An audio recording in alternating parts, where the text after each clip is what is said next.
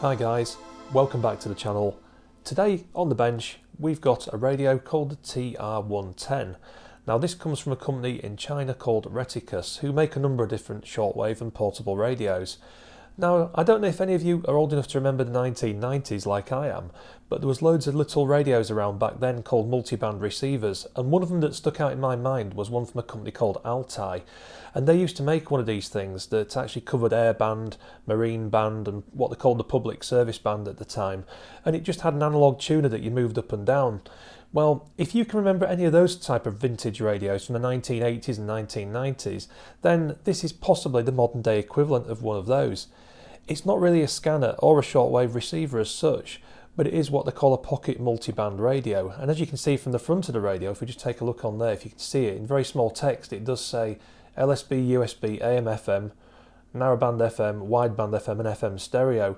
So it's like a multi-band receiver that covers all the way through from HF, but this one goes all the way up into the 500 megahertz region as well. So it covers a lot more than those old vintage radios used to do back in the day, which, you know, were a bit hit and miss when it came to actually tuning, because there were an analog dial on them and you just had like a rotary control that moved it up and down.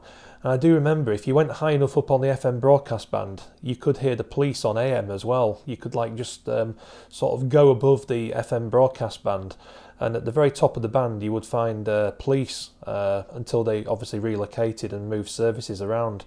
But that was certainly in the UK. We used to be able to listen to the police on them tiny little radios.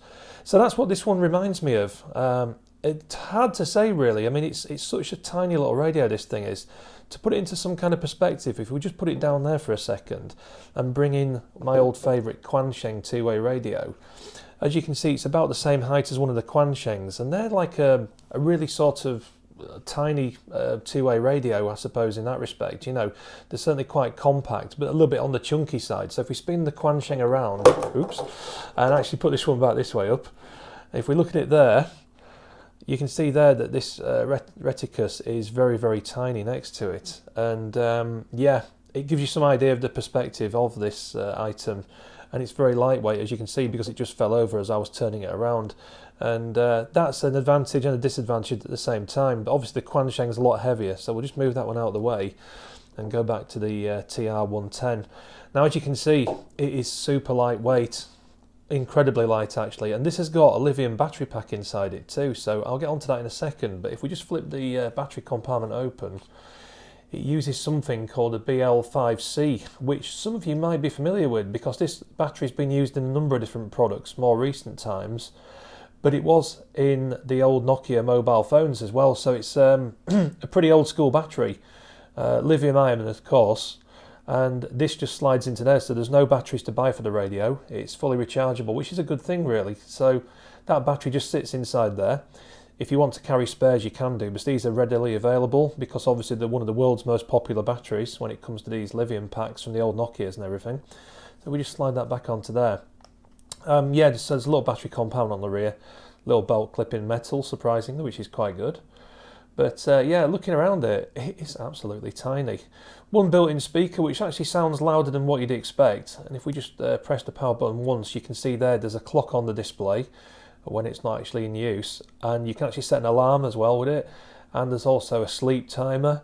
And up in the top corner there's even a temperature gauge there showing about 21 degrees. Now, it seems to be quite accurate. Obviously, as I hold it in my hand, it's probably going to warm up a little bit. But I'm just in my kitchen this morning and it is actually 21 degrees in here according to the temperature gauge on the wall. So that seems pretty accurate. And you've also got the battery level there in 3 segments up this side. So yeah, that's it turned off. The only minor complaint I've got with this radio is when we switch it on in a minute, you'll see the orange backlighting is really, really bright on there. But there's no way of keeping it on manually. There's no options in the menu to actually leave the backlight turned on, which is a pity because with it being such a small radio, this display is tiny and it is really difficult to see some of the smaller digits on the LCD. So I will say for a starter that if you have any sort of visual impairments or anything like that, you're probably not going to like this radio very much because it's so tiny, and you're also going to struggle to see the smaller characters on the display and everything. So that's just one negative about it. But let's just take a look in the box anyway for a second. So obviously here we go, this is the nice box that it comes with. and you do get an instruction guide. There we are, there's the TR110. Again, the instruction guide is really tiny. It's well written. There's a lot of different things going on here. It's a very busy radio, so that could be one downside. The instruction booklet, with it being multi-language, seems to cram in as much as possible into a small space, and that is the issue in trying to find the section you want to find the information you need. Because there's an awful lot going on inside this little radio. It's kind of difficult really to read. You can download a PDF online though, which I suggest you do, and you can make a bigger copy of this guide. And indeed, I've been thinking about printing one off myself and maybe making it a little bit bigger. So obviously I've taken the radio out there already. You also get stereo headphones with the 3.5mm jack plug, because you can plug these into the radio and listen to FM stereo broadcast straight through it, which is really good. And a couple of different size earbuds there, I think it is. I'm not really a fan of things that go in my ears like that, to be fair, but it's there if you want to use it. I haven't even tried these yet, so I can't say whether they sound any good, but they'll be pretty much like any sort of cheap earbuds and that kind of thing, really.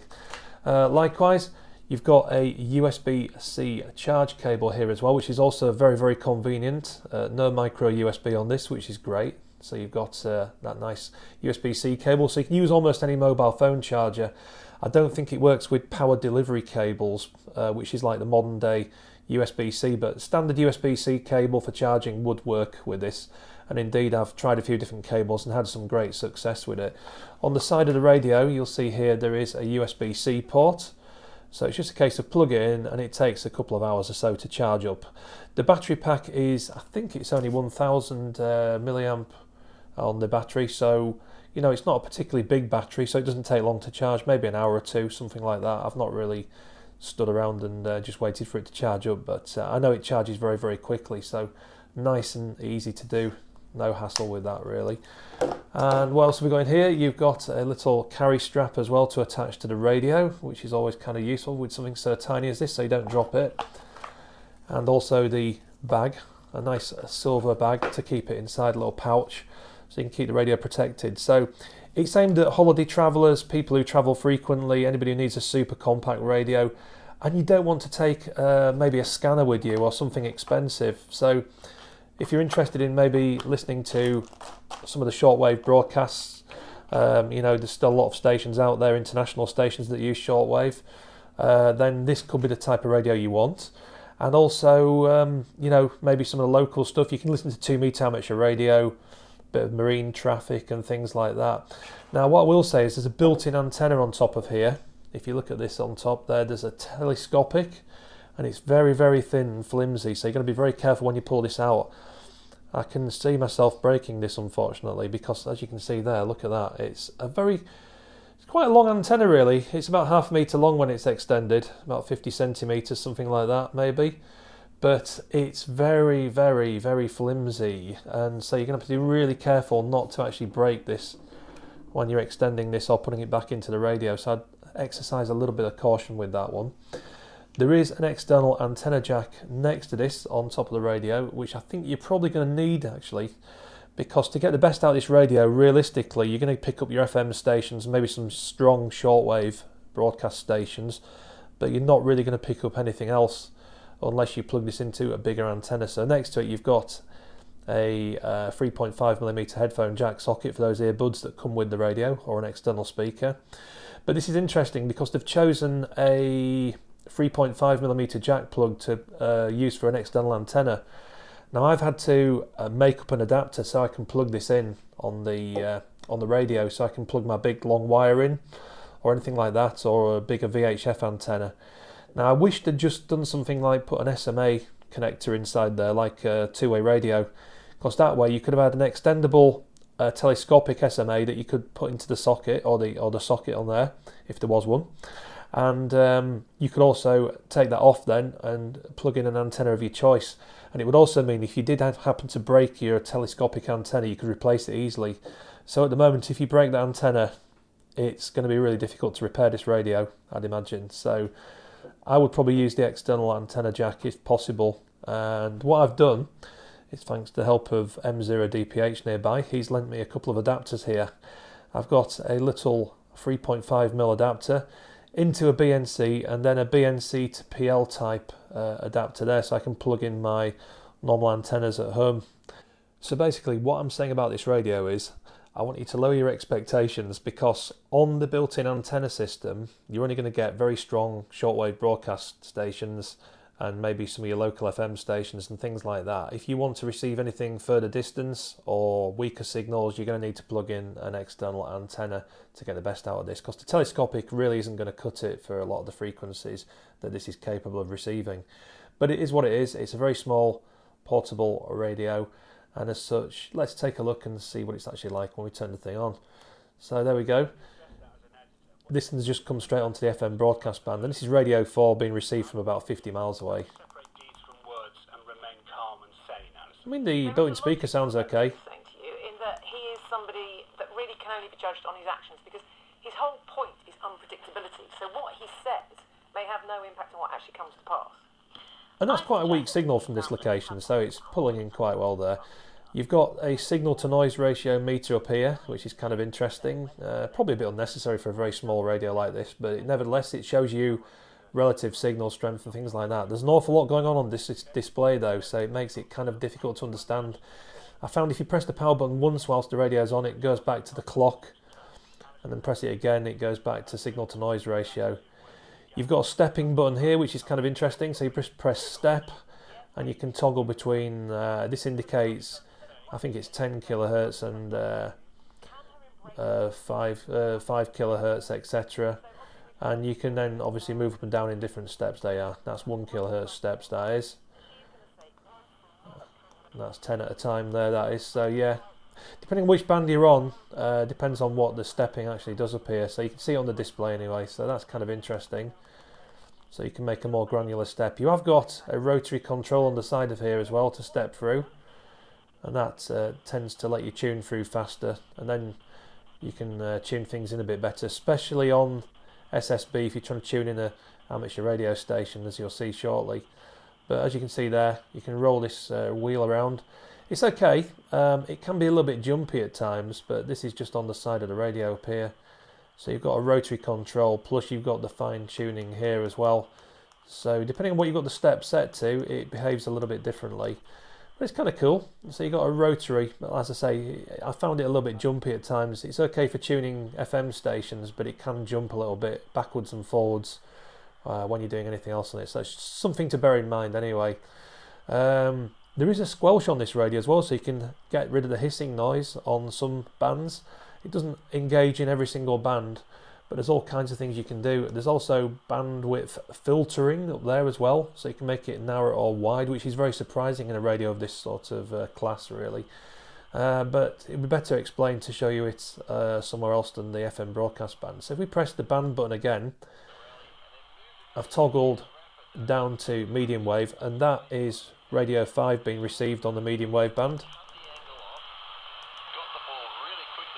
Pretty low signal during the daytime. Obviously medium waves work better on an evening. This is just with the built-in ferrite antenna. It's got a little ferrite inside here somewhere. And it's working. There isn't that many stations left on medium wave these days. Most of them have migrated to streaming services or DAB in the UK or Europe.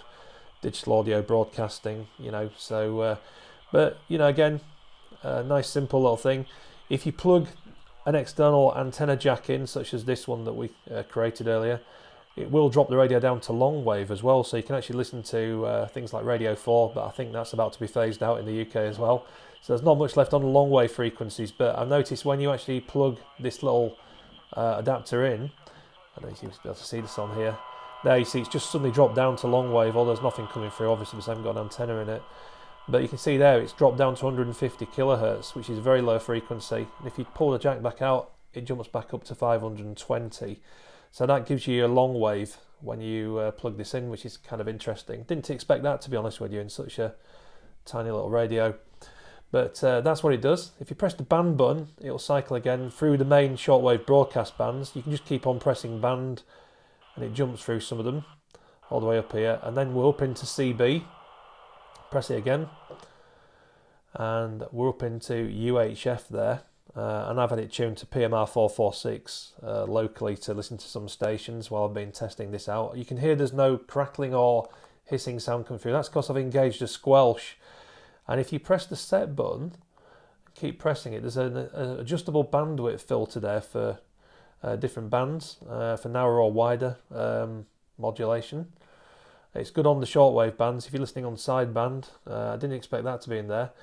That's the button you press again. You can see squelch is now flashing above there. It's very tiny lettering on there. So if you press it one more time, you just keep pressing until it flashes on the screen.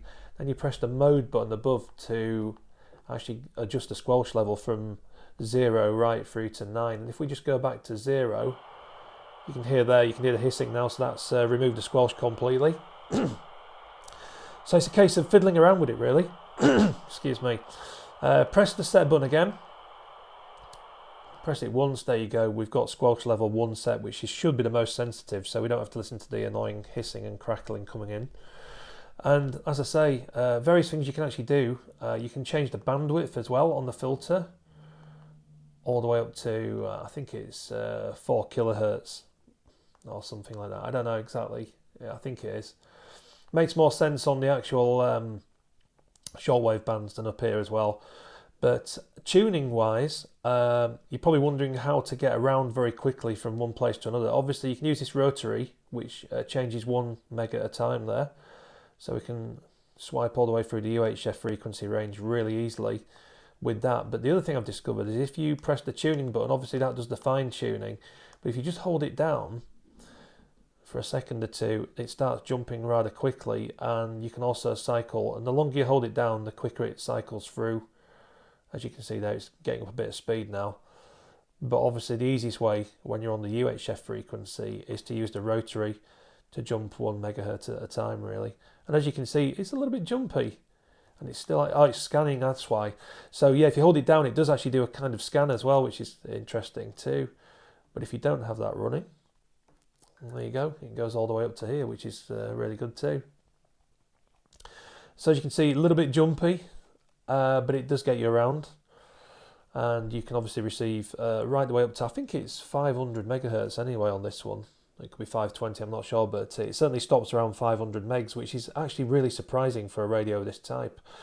And likewise, push the button again, and we're back down into what they call UBC, I think it says on there. It's some kind of utility band, but in this case, I've got it set to the 2 meter band, which is really good. And yeah, there we go. We could listen to local radio amateurs and stuff in the FM portion of the band. Or if we're a bit higher up, you know, we could go up into the marine band as well. So we should be able to receive marine traffic up there. We'll have to plug it into a bigger antenna or take it out somewhere and give it a try. But that in essence gives you a little bit of a taste of how it actually works there.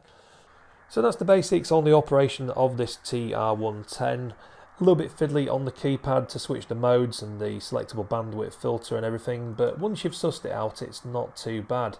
I think what we'll do is we'll take it out and about somewhere now, give it a few tests, see if we can pick anything up with just the telescopic antenna, and we'll also try plugging it into a big antenna and see what we get back on this. Certainly you're going to need to use the LSB mode for the 40 meter amateur radio band, and obviously if you're listening to CB radio you might need to flick it to the USB side as well. So it's kind of handy that you can actually do that. And I was very surprised when I got the radio that it actually does contain lower and upper sideband, which is kind of a bonus really for a little pocket, what is essentially just an FM and shortwave broadcast radio. So I'd consider having the sideband built in a bit of a bonus, but certainly it covers a very wide frequency range, so I'm quite impressed with that really. And it certainly does receive all the way across from what I've heard so far. So yeah, let's go try it anyway. Just out of one round, I was just listening on 2 meter sideband earlier on, and I could just pick a guy up in Western Supermare, and that's off of what is it, Moxon, 2 meter Moxon in the loft is that one, and the guy that was speaking to him down in Stafford, which was slightly off the direction I'm pointing, he was fairly good as well, so I thought, well, conditions can't be all that bad. There just yet, but Cody has been fouled. His shirt's been tugged in the centre circle. He's won a free kick. He gets high fives from all his teammates around him. And the cameras again. And that's the thing with being a Premier League manager. When it's not going your way, they all zoom in on the face of Ant Postecoglou. who is going to have to face the music again.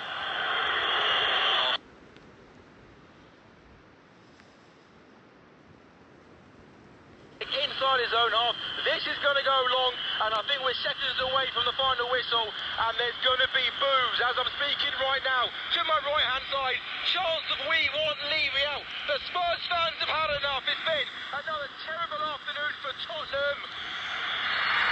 And there goes the final whistle. Loud, loud, loud boos of full time. Tottenham lose again. 19 साल से कम उम्र की खवातीन के ICC टी20 आलमी cup में भारत ने आज कोलंबो में बयाम ओवल स्टेडियम में बांग्लादेश को 8 विकेट से करारी शिकस्त देकर सेमीफाइनल में अपनी जगह बना ली है। पहले बल्लेबाजी करते हुए बांग्लादेश की टीम मुकर्रर 20 ओवर्स में 8 विकेट पर सिर्फ 64 रन बना सकी। सुपर 6 में भारत का अगला मुकाबला मंगल को इसी मुकाम पर स्कॉटलैंड के साथ होगा। और आखिर में खास खबरें इम्पैक्ट है।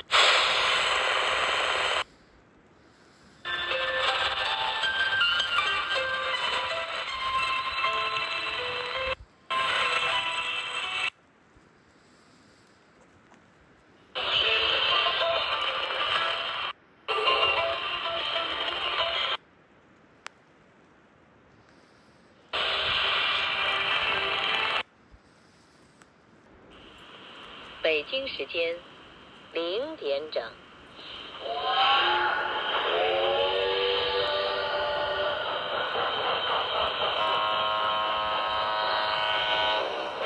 历史睡了，时间醒着。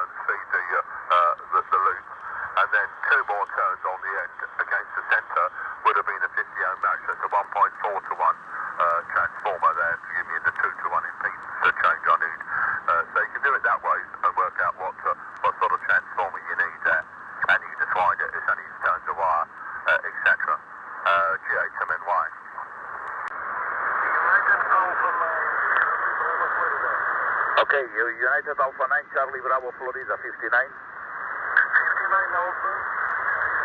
Thank you, QRZ. Papa Delta 0, Papa Delta 0 again. Papa Delta 0, Oscar Papa Oscar, 59. 73, thanks, QRZ. Sierra Papa 9, Sierra Oscar, Italy Papa again.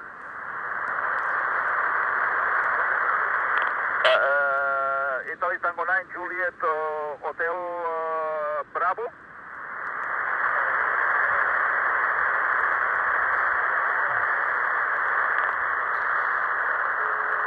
Ok, grazie, 59. Echo Guatemala 3, Whiskey Alpha, QR. United 3, Bravo Tango United.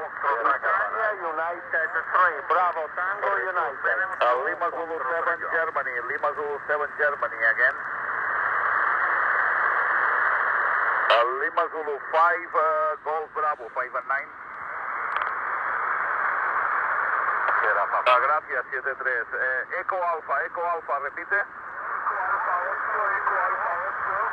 Eco Alfa 1, repite.